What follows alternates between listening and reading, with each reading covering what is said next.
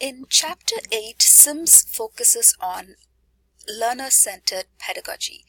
Pedagogy refers to your teaching style and the strategies that you use. The art of teaching is what pedagogy is. So he's going to be talking about activities and strategies for creating learner-centered environments, because remember, alchemy, the whole core of his alchemy is that it has to be instructional design, has to be learner-centered. So some learning strategies that he talks about are inclusive learning, active learning, problem solving, and creative and social learning. Now he goes into a little bit of depth about each of these. He provides a few activities as samples as well. So why is this chapter important for you? Now, if you are working with adult learners and you're going to be creating activities, you need to have the ability to create meaningful activities and activities that are learner-centered, in effect. So this chapter will give you an introduction on how to do that. Now, how does this chapter move into the application aspect?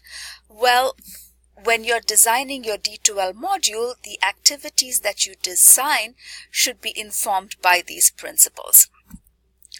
So I mentioned this for the task as well, but I'll mention it again. Remember to create activities that are engaging and more active, so to speak, so that your learner is not the passenger in this process, as Sims would say. So I'd like to take a couple of minutes to just hit on a few points here. Inclusive learning. Now, Sims talks about culture and networks and our experiences, the learner's experience, and to bring all that together in creating an inclusive environment. And there is a lot of talk about inclusivity and, being aware of minority groups and making sure that they are included in the learning process as well.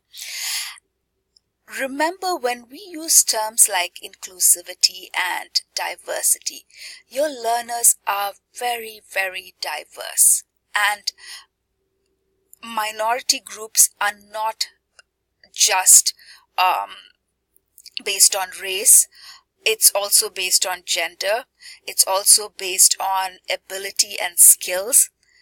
Diversity also refers to access to technology, and there are different ways of looking at diversities, and usually we default to what we are familiar with. I encourage you all to challenge yourselves, think of your assumptions and consider things that are outside the box, because that's when you're going to create true learner-centered activities. Now, active learning is very popular, and all that it means is, get your learner to be more active in the learning process. That would be active learning. Problem solving is another very popular method. Case studies, scenario-based studies would all fall under problem solving. Specifically, the medical profession. I know there are a few nurses in the course, so the medical profession, nursing, they use a lot of problem solving, problem-based learning, and case scenarios. Happens a lot in management courses as well. Creative and social learning, try and make them creative, of course. And social learning include everyone. So I'm just giving a brief overview here. Sims deals with it in a little bit more detail. And what I would like to point out is each of these learnings and strategies that he talks about would actually align with one of the theories that you've read before. For example, if you're creating inclusive learning and you're taking the experiences of the learner into account, you're basically touching on andragogy. If you're creating active and creative learning experiences where the learner takes control of the situation, you're creating self-directed learning and self-regulated learning. So it all links back to the theories. And why do I mention theories? theories are what set you apart from people who do things out of experience. You can substantiate what you're doing with a theory and research to support that theory. And as master's students, it's very important that you're able to do that.